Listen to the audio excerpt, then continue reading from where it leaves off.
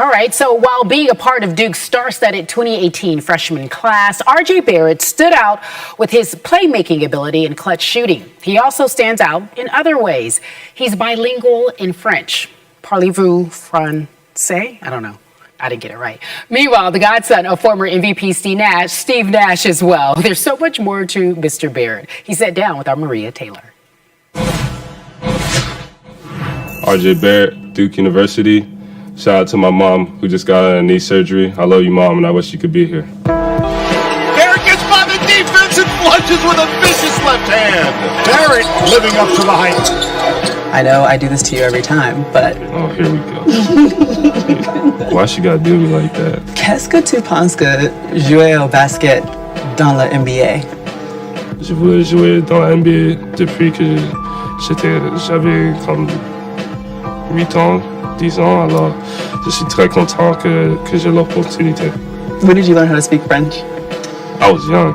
My dad was playing basketball in France, so for 4 years I was there and just learning the language. And when I came back to Canada, I stayed in the French system all the way up until high school, so I've been speaking French most of my life. I know when you were younger, your dad tells a story about the day that you come up to him and say, Dad, I'm going to be an NBA All-Star. And he pulls out a whiteboard and says, okay, let's write down the goals that we have to accomplish to get there. Take me back to that moment. Well, back then I had no idea how hard it would be, but my dad just told me, write down your goals and achieve them one by one. And, that's just what we did. Describe some of the goals that were on the whiteboard.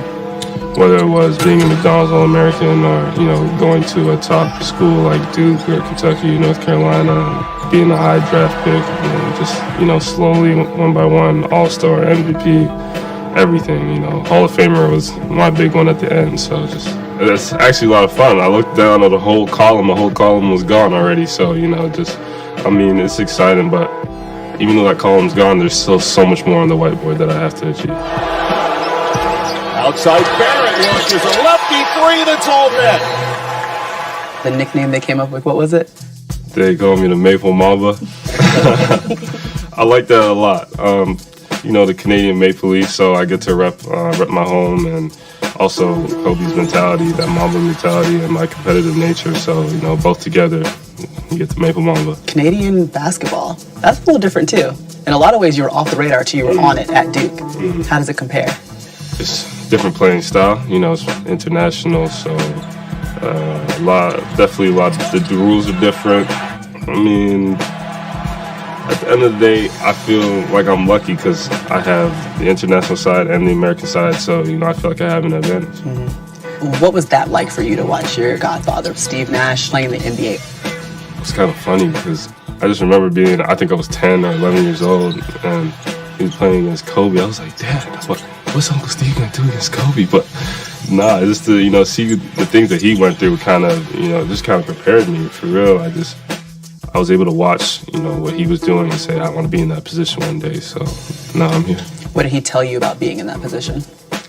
There's gonna be rough days, tough times. You don't want to do it, but just to remember that you wanted this life, you chose this life, and there's so many more benefits. So to just stay humble and just work harder than anybody else. Your dad said that Steve Nash bought you your first crib. When you hear something like that, what's your reaction? Just, he cares, and it's not like it's just now because I'm starting to, get into the NBA and stuff. It's since before I even knew who he was. So he's always been there in my life, and I appreciate that. And obviously the brotherhood that everyone talks about between you and Zion. You're in the middle of it. Describe it for me.